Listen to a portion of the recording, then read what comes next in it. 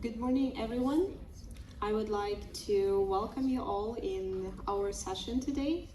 And this session is a part of the Global Reindeer Herding and Resilience Project, which is aimed at building a hub of Indigenous knowledge for policy and decision making in land management to stop land degradation. And this session today will focus on adaptation, resilience, climate change, thawing permafrost, and wildfires, and how we can utilize the indigenous knowledge of reindeer herders to tackle all these issues. And unfortunately, one of our colleagues is not with us today, Professor Svein Mathisen, but our thoughts are with him. And now I would like to give the floor to my co-moderator today, Mr. Anders Oskal.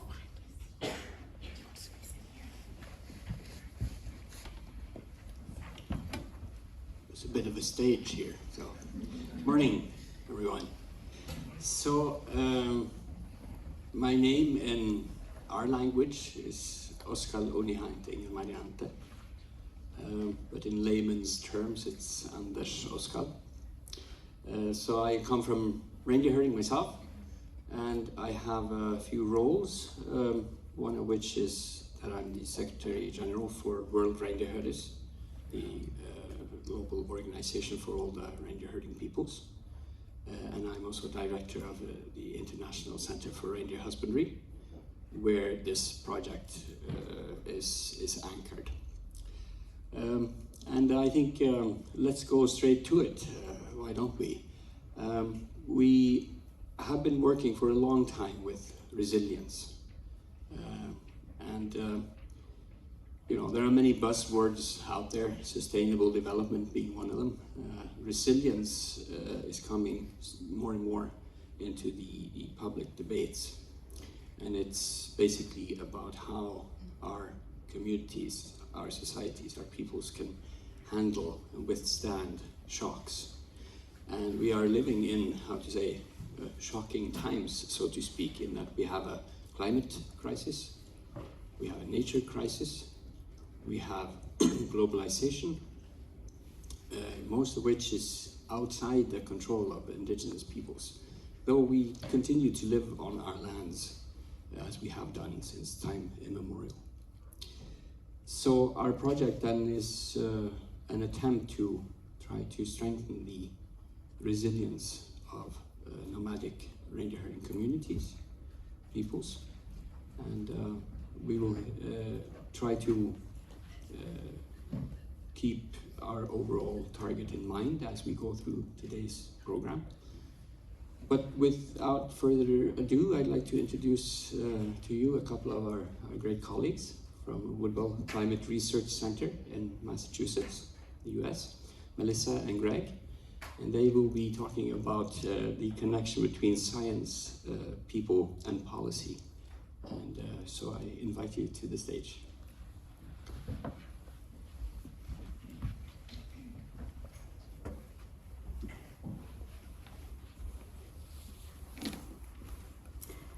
Hi everyone, thank you so much for joining us, and a big thank you to International Center for Reindeer Husbandry for inviting us to speak today. My name is Melissa Shapiro, and I am the Arctic Policy Lead for Permafrost Pathways at Woodwell Climate Research Center, and I'm presenting with my colleague Greg Fisk, who will introduce himself for the second part of the presentation. So today we really are here to talk and provide an update to you all on our project Permafrost Pathways, which is a multidisciplinary initiative of Woodwell Climate Research Center, a US-based climate research organization with a dedicated team of Arctic scientists focusing on climate change across the circumpolar north. Now, with support from the TED Audacious project and in partnership with Arctic Initiative at Harvard Kennedy School, the Alaska Native Science Commission, and among others, our project is really dedicated to bringing together leading experts in climate science, policy action, and environmental justice to try to address adaptation and mitigation strategies for permafrost thaw.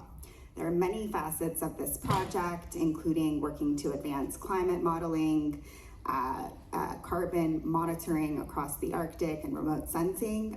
But today we're really just going to be focusing on the policy work as well as some mapping efforts. So to start, I just want to provide a picture of permafrost for those who may not have seen it in real time. So permafrost is continuously frozen ground that underlies much of the Arctic. It contains about 1.4 trillion tons of carbon, but as the Arctic is warming about 3 to 4 times faster than the rest of the world, we're seeing permafrost thaw, and you can see the result here. As permafrost thaws, we can expect some significant loss, and so this is really a map of permafrost coverage. You can see the light green is the current coverage across the north, and dark green is likely scenarios if we are kind of in a high climate, the worst climate scenario. This is what we can expect in terms of permafrost coverage. The significance of this loss is really twofold.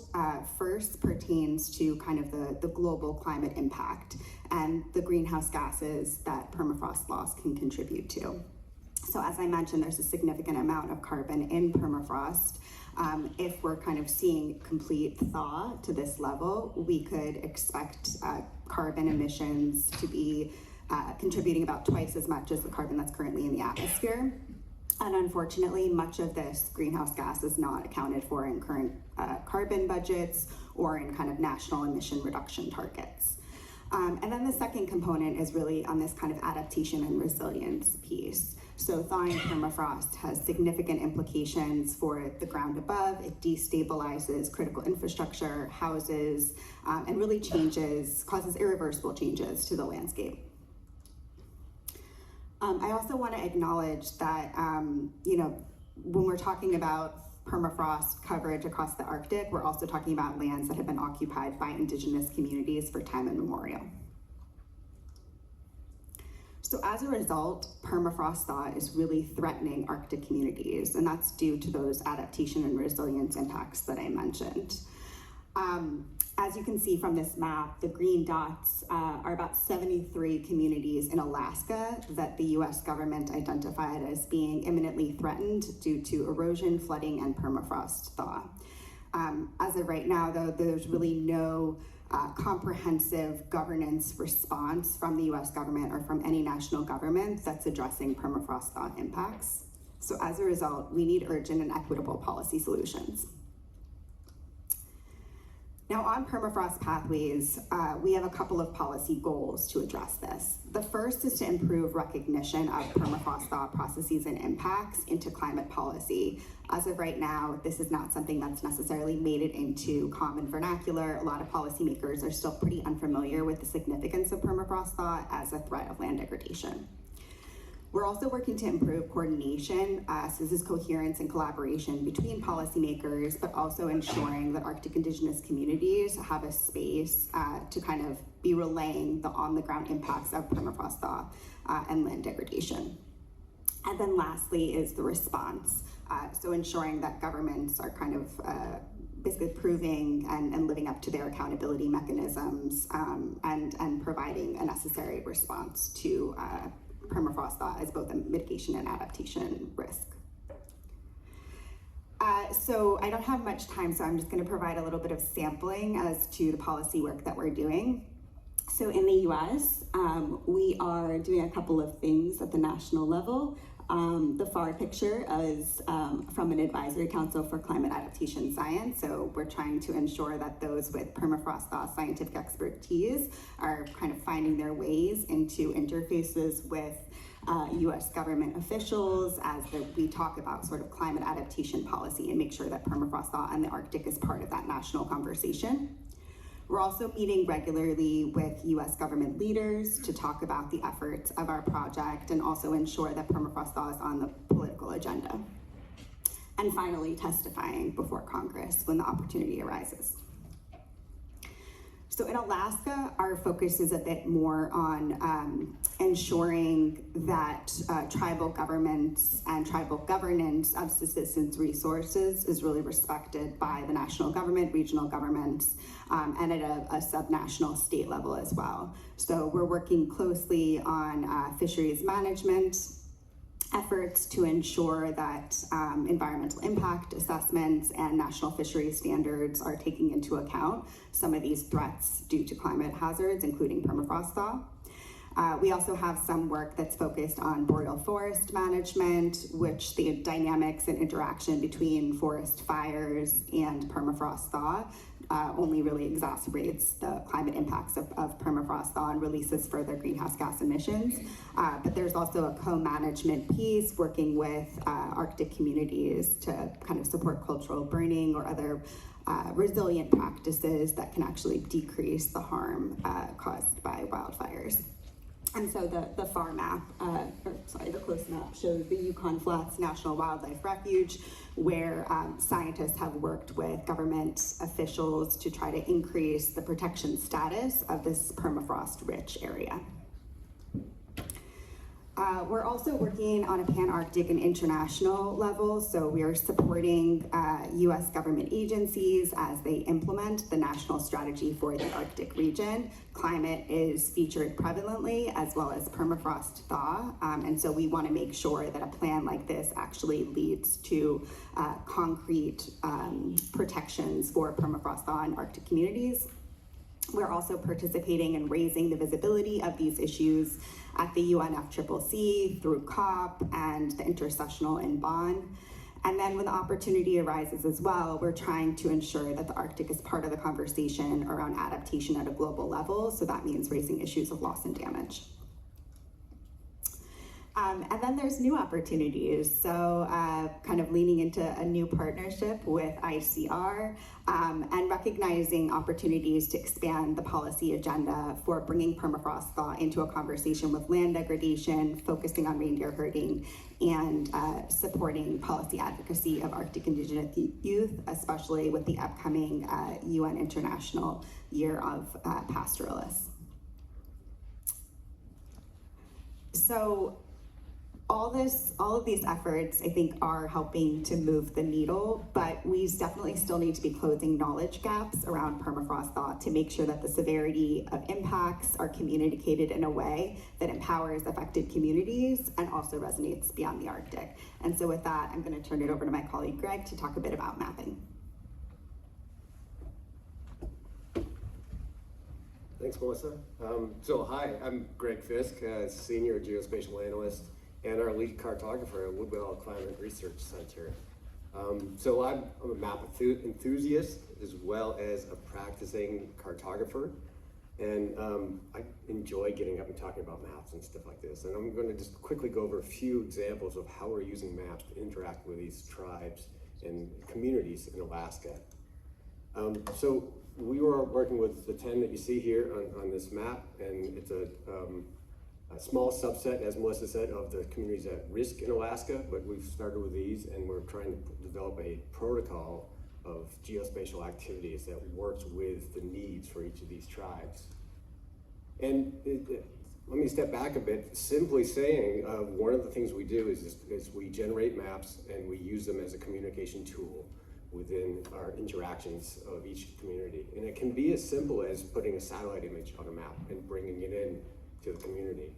And you think about maps in this day and age, and I'm showing you printout maps, poster maps, and things like that, and you're picturing that we're in the day and age of geospatial technology. Everybody uses Google Maps, and maps are live, they're happening. But the truth is, there's still a lot of value in bringing a printed map to a meeting, a presentation, and putting it on the table. And you think there may be mistakes on there, but that's actually an advantage. From a cartographer now with 20 years experience, I think it's a profound thing to put a map on the table that may have mistakes there, and it starts to generate this enthusiasm. And you can't hold people back. People want to step up, and they want to talk about what they see, their land, their space, their home, and what mistakes you may have on the map that you brought there. And so that kind of like generates this whole process of pointing and interacting and talking about something that would not happen if it wasn't for maps. But then you say, why maps? And I probably don't have to say it to this crowd, but maps come with these whole list of components that are just a part of cartography that's been around for eons. Maps can distill a story out of a highly complex system. You know, in this case, we're talking about climate change science, and that can help you just digest that stuff and get into the part of communication. You can identify patterns in otherwise hidden data. Climate change science is based on complex data, and you can pull out those things. And as I mentioned before, it invokes conversations. People like to point, they like to talk, they like to interact. And of course, it pulls people together. Once you start having conversations, you pull people around the table. And of course, they inspire. You know, think about how many times you've been inspired by a map, or maybe the first time you were inspired by the map. For me, it was like sitting in the back of my parents' car, riding around with my map and trying to picture where I was. But there's endless inspiration when it comes to cartography. So quickly, I'm going to just give you a scenario of one village that we're working with and how we work with that. And just a few slides. This is Quiglinguk. It's in the southwest portion of Alaska, southwest of the city of Bethel. And it's an area at the fringes of permafrost change. So there's a lot of permafrost degradation in this region. And it's a very, it's a coastal community that's subject to flooding and both increased sea level rise and degradation of permafrost at the same time. So kind of this double whammy of impacts. The first time I went there, I went to travel with my colleague Sue and others to this area. And we met our tribal liaison there, Gary Yvonne. And as I said before, we brought maps, we threw them on the table, we went to the tribal office, and people gathered around, we started to interact. Quickly, you started to narrow in on the topics, the things that they're facing in that community, and what components of climate change were to them. And Gary whipped out his red pen there, and I have to say, you know, these aren't finished products. We're bringing in maps that we want people to edit. We want people to mark up. We want their information to go there. While we were doing this, we noticed that there was a report on the table nearby, and whenever there was mention of information from that report, there was a lot of snickering about all the errors and stuff like that. And we often see this. We see the reports from consultants or government agencies and stuff that are among their literature. And they were snickering about this because it's a map of flooded areas in the region. And they were snickering because of all the errors that were in this map. And so we started to investigate it, and we started asking about that. And we asked our colleague Gary to actually write what he thought the blue areas should look like on that map. And he did that. He started to draw these beautiful polygons. And we ended up with this cool map that he knew the areas of where it flooded. And it was pretty profound. It's 90% of this village will go underwater at extreme tides. So 90% of their land is underwater. And believe it or not, the good data does exist for this part, for this village. A lot of the communities we work with, we don't have good data. This is the USGS LiDAR, and you can see the extreme detail. For example, the runway in the middle, you can see the erosion at the end of the runway, so extreme detail. And this is not always the case. A lot of the communities we go to, we don't have good data to back up what's happening, or back up what we see, or what we pull from those conversations. Subsequent to Gary drawing on the map, we went out, we went around, and we actually GPSed with our devices the extent of the flood zone in that region. And we asked them to say, where do the floods come to? That was a lot of fun. And subsequently, within a day, we came up with our map. So our map compared to the map from the consulting company, side by side here, and you can see the difference. And it wasn't a hard thing to do. It was just the matter of collecting the information that existed in the village, the indigenous knowledge, the local knowledge, integrating that with the high resolution data, drawing those polygons on the fly. And again, this is the 90% flooding in that region that happens on a regular basis. So we've put this into a story map. We have a storyteller, our colleague Jessica Howard, myself as the cartographer, and then of course Gary as support and knowledge. And I'll put there's a QR code if you want to check it out. This is a really fantastic story, and it's fun to go through and see a lot of the pictures. And I'll just close with saying that, you know, story maps and the act of doing the scroll accounting process is often the example that we'll end up with at the end of our interactions with these communities. So that's me, and I'll end it there.